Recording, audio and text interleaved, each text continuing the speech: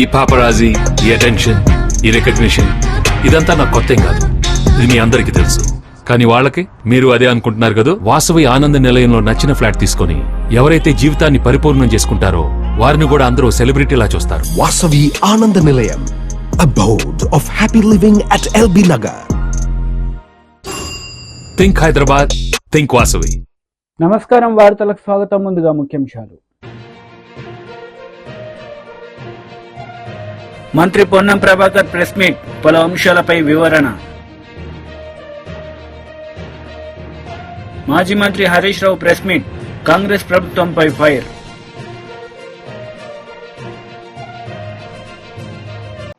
మంత్రి పొన్నం ప్రభాకర్ మీడియా సమావేశం నిర్వహించారు. ఈ సందర్భంగా పలు అంశాలపై ఆయన మాట్లాడారు. ట్రాన్స్పోర్ట్ డిపార్ట్మెంట్ టెక్నికల్ ఆఫీసర్ సమావేశం సందర్భంగా ఈరోజు తెలంగాణ ప్రజాప్రభుత్వం అధికారంలోకి వచ్చిన తర్వాత ప్రజల సేఫ్టీకి సంబంధించి 1988 కేంద్ర రవాణా చట్టంకు అనుగుణంగా, కొన్ని సుప్రీంకోర్టు మార్గదర్శకాలకు అనుగుణంగా కొన్ని నిబంధనలను కఠినంగా అమలు చేస్తూ రోడ్ సేఫ్టీ పట్ల ప్రత్యేకమైన శ్రద్ధ తీసుకోవడానికి నిర్ణయం చేసుకోవడం జరిగింది. ఉద్యోగాలకు సంబంధించిన అంతర్గత సమస్యలు ఏమున్నా ఇటీవల కాలంలో ఉపాధ్యాయులకు సంబంధించి లేదా తదితర శాఖలలో వాళ్ళలో ఉన్న అసహనం పోవాలని ప్రమోషన్లు కావచ్చు, ఇతరత్ర అన్ని కూడా పరిష్కారం చేసి పని విధానం మెరుగుపడాలనేటువంటి విధంగా ప్రభుత్వం ఒక కార్యాచరణ తీసుకుంది. అది కూడా రవాణా శాఖకు వర్తింపజేసి దీర్ఘకాలికంగా పెండింగ్ ఉన్నటువంటి ప్రమోషన్లు తదితర సమస్యలన్నీ పరిష్కరిస్తాం. కానీ రాష్ట్ర వ్యాప్తంగా ఉన్న రవాణా శాఖ సిబ్బంది ఎవరిని కూడా వేధింపు లేకుండా, ఇతరత్ర కార్యక్రమాలు జరగకుండా చట్టాన్ని కఠినంగా అమలు చేస్తూ రాష్ట్ర ఆదాయాన్ని పెంచడంతో పాటుగా ఈ రాష్ట్రంలో జరుగుతున్నటువంటి యాక్సిడెంట్లను, తద్వారా కోల్పోతున్న ప్రాణాలను రక్షించడానికి కూడా మనం చాలా గట్టిగా పనిచేయాల్సిన అవసరం ఉందని ఈ సందర్భంగా భావిస్తూ ఉన్నాం. దానికి అనుగుణంగా సుప్రీంకోర్టు మార్గదర్శకత్వాలను కూడా ఉపయోగించుకుంటూ మోటార్ వాహనాల చట్టం 1988 ప్రకారంగా డ్రైవింగ్ లైసెన్సులు ఇప్పటికే 6,916 ఏప్రిల్ 1 నుంచి ఆగస్టు 31 వరకు రద్దు చేయబడ్డాయి. భవిష్యత్తులో దీన్ని చాలా కఠినంగా చేయబోతా ఉన్నాం. డ్రంక్ అండ్ డ్రైవ్ కానీ, యాక్సిడెంట్ కావచ్చు, సిగ్నల్ జంపింగ్ కావచ్చు, ఇతరత్ర అనేక రకాల సుప్రీంకోర్టు మార్గదర్శకాలకు అనుగుణంగా డ్రైవింగ్ లైసెన్సుల రద్దు. మనం పాశ్చాత్య దేశాల్లో అమెరికా లాంటి చూస్తాం. డ్రైవింగ్ లైసెన్స్ లేకపోతే ఫిజికల్ హ్యాండిక్యాప్డ్గా అంటే మనం అతను బండి నడపడానికి వీలు లేకుండా అయిపోతాడు. ఇక్కడ కూడా అటువంటి చట్టాలను తీసుకొచ్చి ప్రమాదాలను నివారించేటువంటి విధంగా రవాణా శాఖ యావత్ సిబ్బంది తమ పని విధానం లోపల గట్టిగా పనిచేయాలనేటువంటి నిర్దేశం చేయడం జరుగుతోంది. చట్టాన్ని పూర్తిగా అమలు చేస్తూ కొత్తగా ఎవరిని వేధించే అవసరం లే. ట్రాఫిక్ రూల్స్ కావచ్చు, ఇతరత్ర డీవియేట్ అయితే నా లైసెన్స్ రద్దు అవుతుందనే భయం పౌరుల్లో రావడానికి అవసరమైనటువంటి రోడ్ సేఫ్టీ చైతన్యాలు సభలు కావచ్చు, పాఠశాల పిల్లల్లో కూడా యూనిసెఫ్ ద్వారా రోడ్ సేఫ్టీకి సంబంధించినటువంటి ఒక అవేర్నెస్ పార్కులు కావచ్చు, చిల్డ్రన్ పార్క్స్ కావచ్చు, ఈ విధంగా ఏర్పాటు చేయడానికి కూడా ఉద్యోగస్తులందరినీ కోరుతాం. ప్రభుత్వం పక్షాన విద్యాశాఖ వాళ్ళతో కూడా సమన్వయం చేస్తా ఉన్నాం. ముఖ్య ఉద్దేశం రవాణా శాఖ ఎన్ఫోర్స్మెంట్ అనేది యాక్సిడెంట్లు నివారించడానితో పాటుగా సరియైన విధంగా వాహనాలు నడపడానికి సంబంధించి ప్రాణాపాయం నుంచి ప్రజలు రక్షించడానికి ఉపయోగించే విధంగా, వాళ్ళ విధి నిర్వహణ సక్రమం చేసే విధంగా ఈ యొక్క టెక్నికల్ ఆఫీసర్స్ కాన్ఫరెన్స్లో కూడా వీళ్ళందరినీ విజ్ఞప్తి చేయడం జరుగుతోంది. దీనివల్ల ప్రభుత్వం తరఫున కూడా కోరుతా ఉన్నాం. రాష్ట్ర వ్యాప్తంగా జరుగుతున్న యాక్సిడెంట్లు కొన్ని వందల వేల మంది చనిపోతున్నటువంటి దృష్ట్యా సరి అయినటువంటి ట్రాఫిక్ రూల్స్ పాటించండి, లేదా మీ డ్రైవింగ్ లైసెన్స్కు సంబంధించి రద్దయ్యే ప్రమాదం ఉంది, దాన్ని కఠినంగా అమలు చేస్తామనేటువంటి మాట రవాణా శాఖ తరఫున తెలంగాణ ప్రజలందరికీ విజ్ఞప్తి చేస్తున్నాం. దయచేసి ఇది ఎవరిని వేధించడానికి కాదు, ప్రజల యొక్క ప్రాణాలను రక్షించడానికి నిర్లక్ష్యంగా నడిపే వాళ్ళ మీద కఠిన చర్యలు తీసుకుంటామనే మాట ఈ సందర్భంగా మనం చేస్తున్నాం.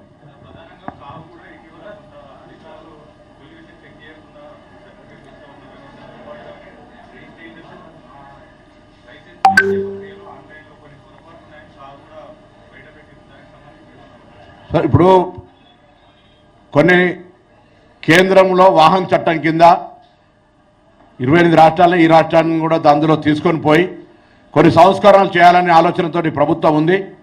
అది పొల్యూషన్ చెకింగ్ నామినల్గా కాకుండా వెహికల్ టెస్టింగ్ సంబంధించి కావచ్చు, ఆటోమేటిక్ టెస్టింగ్ సెంటర్స్ ఏర్పాటు చేయడం కావచ్చు, కొన్ని ప్రక్రియల్ని తీసుకొని పోవడానికి ఇక్కడ ఉన్నటువంటి టెక్నికల్ ఆఫీసర్స్ అందరూ సహకారాన్ని అడుగుతా ఉన్నాం. రాష్ట్ర ప్రభుత్వం 2-3 అంశాలు, ఒకటి ఉద్యోగుల్లో ప్రమోషన్ వారికి కావచ్చు లేదా తమకు సంబంధించినటువంటి ఏదైనా వృత్తిరీత్యా ప్రభుత్వం నుంచి జరగాల్సిన పెండింగ్లు ఉంటే వాటిన్నింటినీ వెంటనే పరిష్కరిస్తాం. వాళ్ళలో ఉన్న అసహనాన్ని తొలగించి పని విధానం మెరుగుపడడానికి, పని విధానం లోపల ఎగ్జిక్యూషన్ అంటే ఎన్ఫోర్స్మెంట్ అనేది ప్రాపర్గా జరుగుతూ ప్రభుత్వ ఆదాయం పెరగాలి, ఎవరిని వేధించకుండా. అదేవిధంగా రోడ్డు ప్రమాదాలు నివారించడానికి రోడ్ సేఫ్టీ అవేర్నెస్ క్రియేట్ చేస్తూ వాహనాల ఫిట్నెస్ కూడా సమాన స్థాయి లోపల వారి ఫిట్నెస్ను కూడా సరైన విధంగా టెక్నికల్గా సర్టిఫికేట్ చేయడము, అందుకు సంబంధించి మోటార్ వాహనాల చట్టాన్ని ఉల్లంఘిస్తే సుప్రీంకోర్టు గైడ్లైన్స్ ప్రకారంగా డ్రైవింగ్ లైసెన్స్ రద్దు చేయడమే కాకుండా వాళ్ళకి వెహికల్ కూడా భవిష్యత్తులో రిజిస్ట్రేషన్. టీడీపీ పోలిట్ బ్యూరో సభ్యులు వర్ల రామయ్య మీడియా సమావేశం నిర్వహించారు. ఈ సందర్భంగా సీఎం జగన్ రెడ్డిపై మండిపడ్డారు. ఆ బాధితుల్ని ఆదుకోవాలన్న ఆలోచన మీకు లేదు. మీ ఆలోచన, మీ ఊహలు, మీ అంతా కూడా లండన్ పారిపోవటానికే, లండన్ ఎగిరిపోవటానికే. నేను అడుగుతున్నా, కోర్టు సరైన నిర్ణయం తీసుకుంది.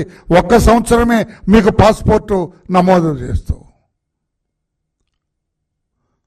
5 సంవత్సరాలు ఇస్తే మీరు తిరుగురారని నమ్మకం ఉందేమో అనుకుంటున్నాను, నేను అనుమానం ఉందేమో అనుకుంటున్నాను కోర్టుకి.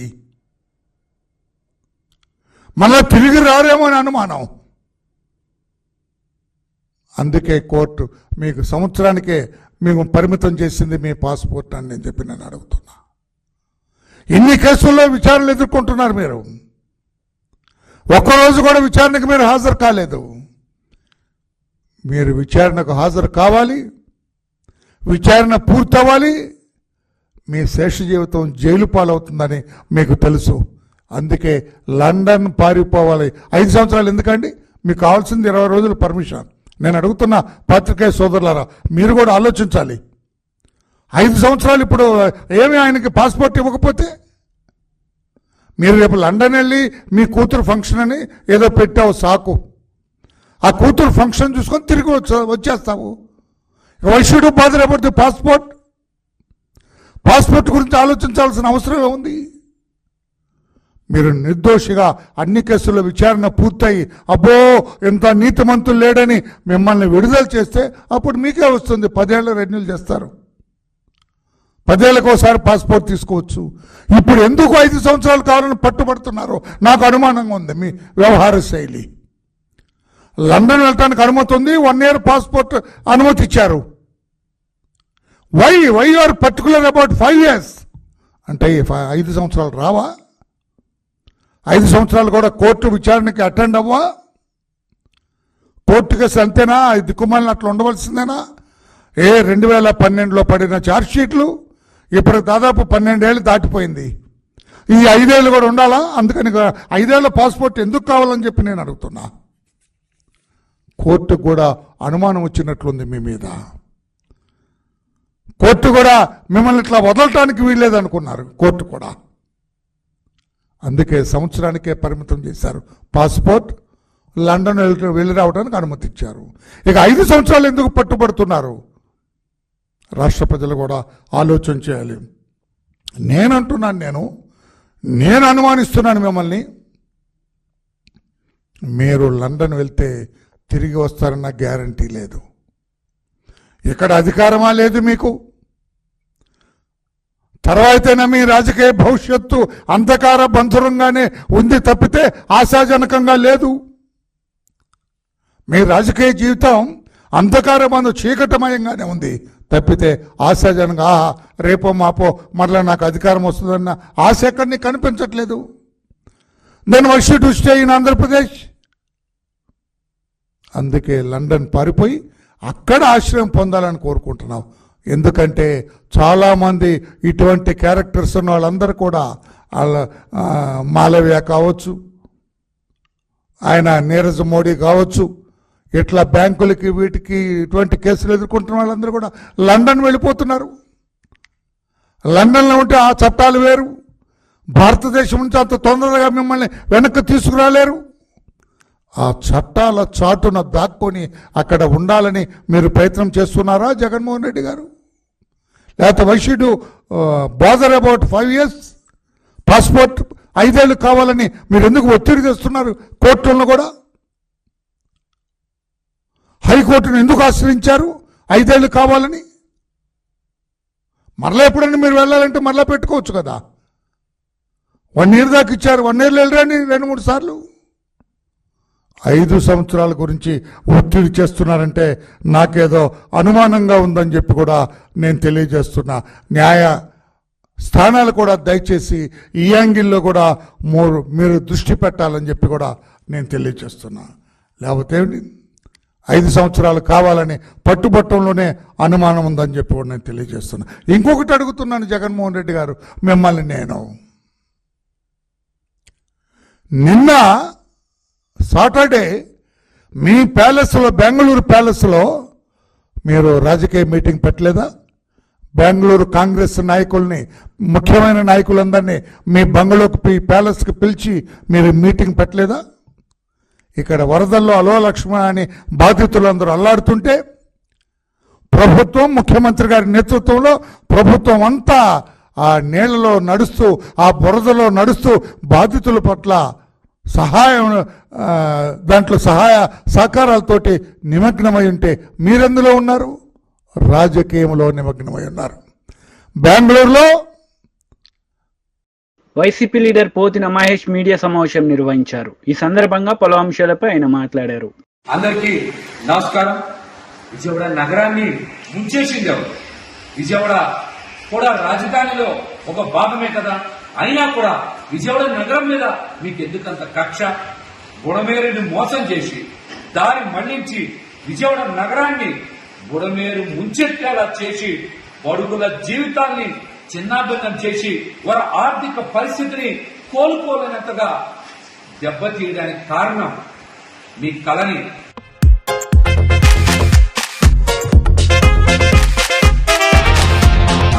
ఈ పాపరాజీ, ఈ అటెన్షన్, ఈ రికగ్నిషన్ ఇదంతా నాకు కొత్త కాదు. ఇది మీ అందరికీ తెలుసు. కానీ వాళ్ళకి మీరు అదే అనుకుంటున్నారు కదా. వాసవి ఆనంద నిలయంలో నచ్చిన ఫ్లాట్ తీసుకొని ఎవరైతే జీవితాన్ని పరిపూర్ణం చేసుకుంటారో వారిని కూడా అందరూ సెలబ్రిటీలా చూస్తారు. Vasavi Ananda Nilayam, abode of happy living at LB Nagar. Think Hyderabad, think Vasavi. నిజం చేసుకోవడానిక, ఎవరి ప్రయోజనాల కోసం ఇదంతా చేస్తున్నారో చెప్పాలని మేము ముఖ్యమంత్రి చంద్రబాబు నాయుడు గారిని ప్రశ్నిస్తా ఉన్నాం. ఎందుకు విజయవాడ నగరాన్ని బలిపశువు చేశారు? విజయవాడ నగరంలో గతంలో ఎన్నడూ కూడా ఇలాంటి విపత్తు చూడలేదే. వర్ణదేవుడికి మా మీద ఎప్పుడు ఇంత కోపం కలగలేదే. అమ్మవారి దయతో ఎప్పుడు ఆనందంగానే ఉన్నాం. కానీ మీకు మా మీద అంత కోపం ఎందుకు, అంత కక్ష ఎందుకు? చంద్రబాబు నాయుడు గారు, మీరు ఖచ్చితంగా ముఖ్యమంత్రి హోదాలో మాకు సమాధానం చెప్పాలి. విజయవాడ నగర చరిత్రకి ఎవరైనా సరే వలస వచ్చిన చరిత్రే. విజయవాడ నగరంలో అందరినీ అమ్మవారు ఒకేలాగా చూసింది, ఒకేలాగా వారందరినీ కూడా ప్రేమించింది. అందుకనే విజయవాడ నగరంకి వలస వచ్చామన్నటువంటి భావన పోయి స్థిర నివాసాలు ఏర్పాటు చేసుకున్నారు. దశాబ్దాల తరబడి ఇక్కడే ఉండిపోయారు. కానీ ఈ రోజున సొంతూరును గుర్తు తెచ్చుకొని విజయవాడ నగరం నుంచి వలసలు ఇతర ప్రాంతాలకి, వాళ్ళ స్వస్థలాలకి వెళ్లిపోతున్నారంటే ఈ ఘోర సంఘటనని మేము చూడలేకపోతాం. మా బాధని వ్యక్తం చేయలేకపోతా ఉన్నాం. ఎందుకు ఇంత దుర్మార్గం చేశారు? దీనికి కూడా మీరు సమాధానం చెప్పాలి. మేము చేసిన తప్పేంటి? విజయవాడ నగర ప్రజలు చేసిన తప్పేంటి? ఏదో ఒక రోజు మీ విపరీతమైనటువంటి తెలివితేటలతో హైదరాబాద్ కూడా మీరు సముద్రాన్ని తీసుకెళ్లిన ఆశ్చర్యపోకర్లా. ఎందుకంటే మీకు తోడొచ్చేటువంటి యోధులైన నాయకులు ఉన్నారు. వాళ్ళకి ఆర్టిఫిషియల్ ఇంటెలిజెన్స్ టెక్నాలజీ మీద కూడా బాగా పట్టుంది. అట్లాంటి నాయకుల మద్దతు ఉన్న మీరు ఖచ్చితంగా ఏదో ఒక రోజు హైదరాబాద్ కి సముద్రాన్ని కూడా ఖచ్చితంగా తీసుకెళ్లేటువంటి సమర్థత ఉందని నేనైతే అనుకుంటా ఉన్నా. విజయవాడ నగరంలో ముప్పు గురవడానికి కూటమి ప్రభుత్వమే కారణమని, ఈ విపత్తుకి నిర్లక్ష్యమే కారణమని ఈ రోజున ఈనాడు పేపర్లో 14వ పేజీలో చాలా పెద్ద ఆర్టికల్ రాశారు. ఇది కూటమి ప్రభుత్వం సృష్టించిన నిశ్శబ్ద మారణ హోమమని అందులో రాయకనే రాశారు. బుడమేరుని కృష్ణమ్మలో కలవనీయకుండా అడ్డుపడింది ఎవరు? బుడమేరుని వచ్చిన వరదని పశ్చిమ బంగాళాఖాతంలో కలవకుండా అడ్డుపడి బెజవాడని ముంచింది ఎవరు? ఈ ముంపు రాజకీయం ఎవరి కోసం, ఎవరి ప్రయోజనాల కోసం, ఎవరి లబ్ధి కోసం చేశారో చంద్రబాబు నాయుడు గారు ఖచ్చితంగా సమాధానం చెప్పాలి. ఏ వర్గానికి లబ్ధి చేకూర్చడం కోసం బలైంది మాత్రం పొడుగులన్న విషయం ఈ రోజున ప్రతి ఒక్కరికి కూడా అర్థమైపోయింది. చివరికి ఆధిపత్య వర్గాల అభివృద్ధి కోసం బడుగు బలహీన వర్గాలు, పేద పిక్కీలు ఈ రోజున అన్యాయం అయిపోయారు. చరిత్ర ఎప్పటికీ కూడా ఇది గుర్తు పెట్టుకుంటుంది. ఈ పాపాన్ని పొడిగట్టిన ప్రతి ఒక్కరికి కూడా ఖచ్చితంగా విజయవాడ నగర ప్రజలు శిక్షించి తీరుతారని కూడా మిమ్మల్ని హెచ్చరిస్తా ఉన్నా. మాజీ మంత్రి హరీష్ రావు మీడియా సమావేశం నిర్వహించారు. ఈ సందర్భంగా పలు అంశాలపై ఆయన మాట్లాడారు. ముందు చెట్టుకు ఉరి వేసుకొని సూసైడ్ నోట్ రాసి సురేందర్ రెడ్డి గారు చనిపోవడం జరిగింది. సురేందర్ రెడ్డి గారి సూసైడ్ నోట్ సాక్షిగా అడుగుతా ఉన్నారు రేవంత్ రెడ్డి గారు, నువ్వే చెప్పినావు కదా 15 ఆగస్టు నాడు ఖమ్మంకు పోయి రైతులకు రుణమాఫీ అయిపోయింది అన్నావు కదా, అయిపోయిందా? మరి అయిపోతే సురేందర్ రెడ్డి గారు ఎందుకు ఆత్మహత్య చేసుకున్నారు? మీరే చెప్పిండ్రు కదా రేషన్ కార్డుతో లింకు లేదు అని నువ్వు చెప్పినావా లేదా? నేను రుణమాఫీ గైడ్ లైన్స్ వచ్చిన రోజే అసెంబ్లీలో ప్రెస్ మీట్ పెడితే నేను ప్రెస్ మీట్ పెట్టిన కొద్ది గంటల్లోనే ప్రభుత్వం నుంచి నోట్ వచ్చింది. ఏమని? రుణమాఫీకి రేషన్ కార్డుతో లింకు లేదు అన్నారు.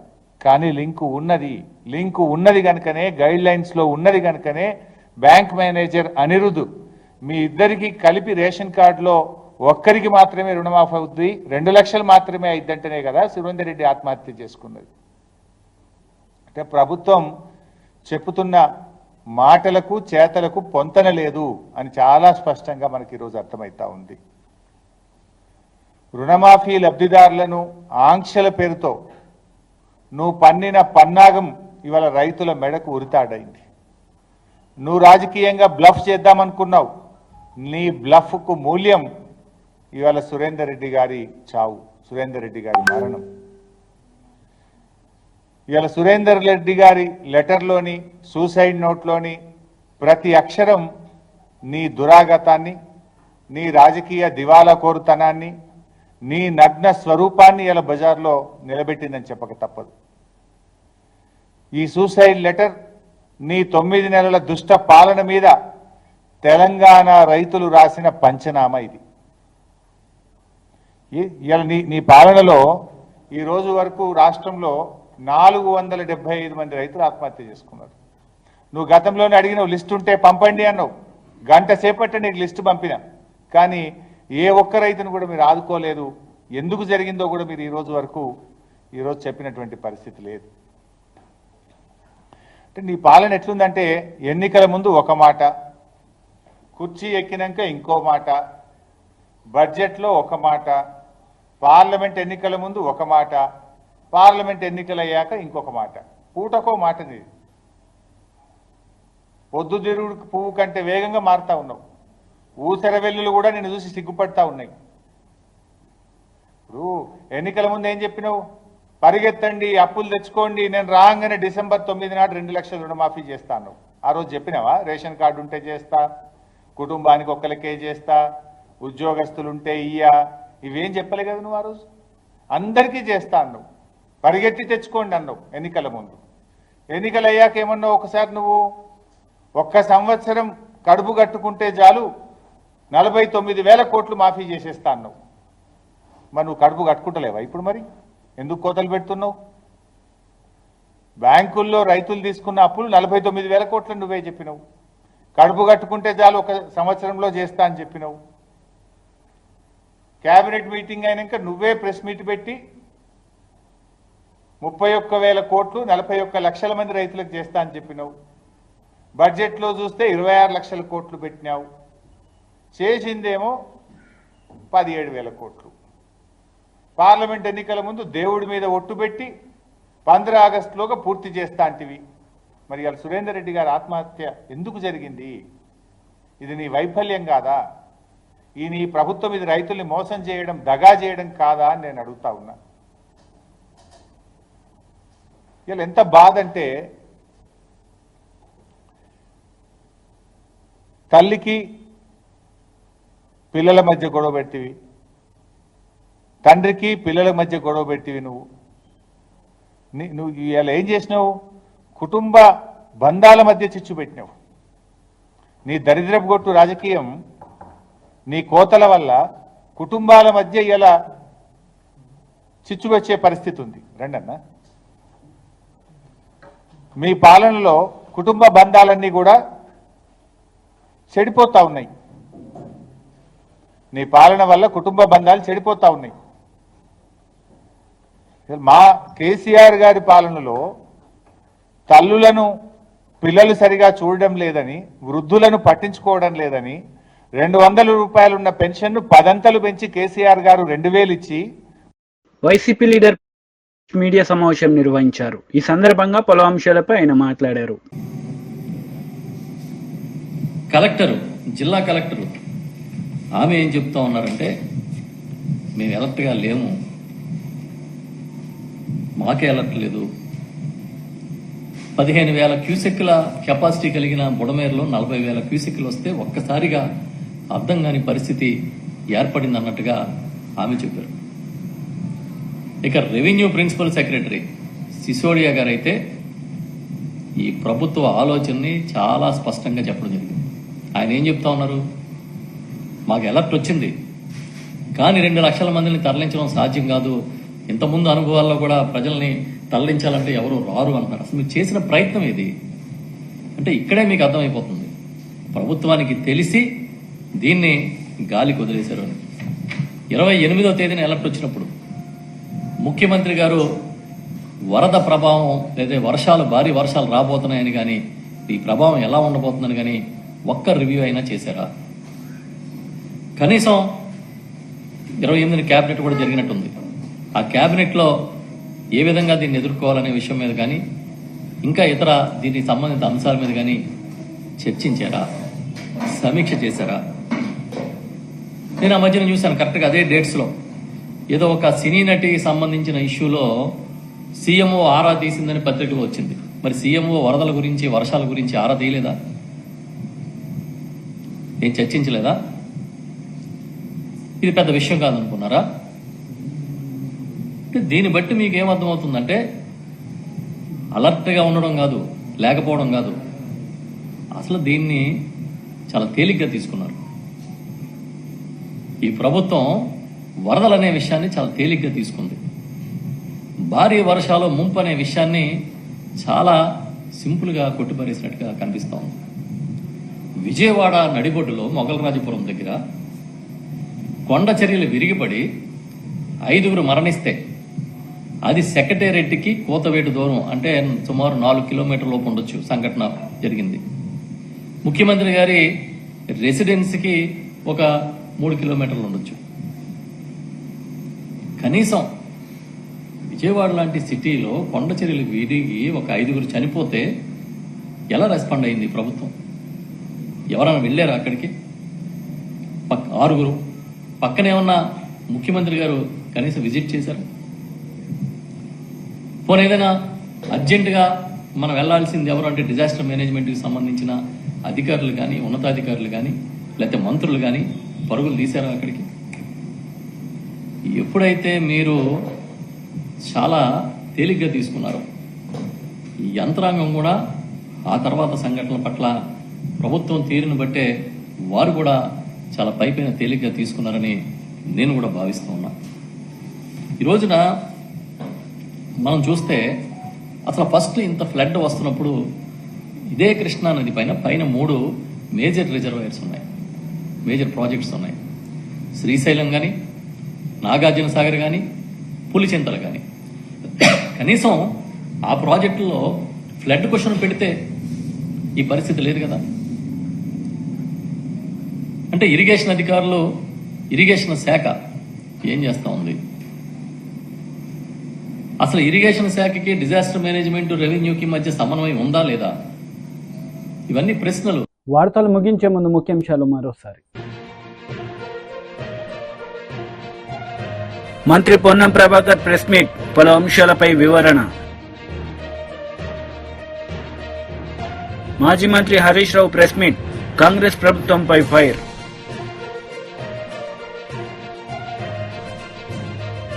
ఈ వార్తలు ఇంతటితో సమాప్తం. తిరిగి ప్రసారమయ్యే వార్తల్లో మళ్ళీ కలుద్దాం. అంతవరకు సెలవు. నమస్తే.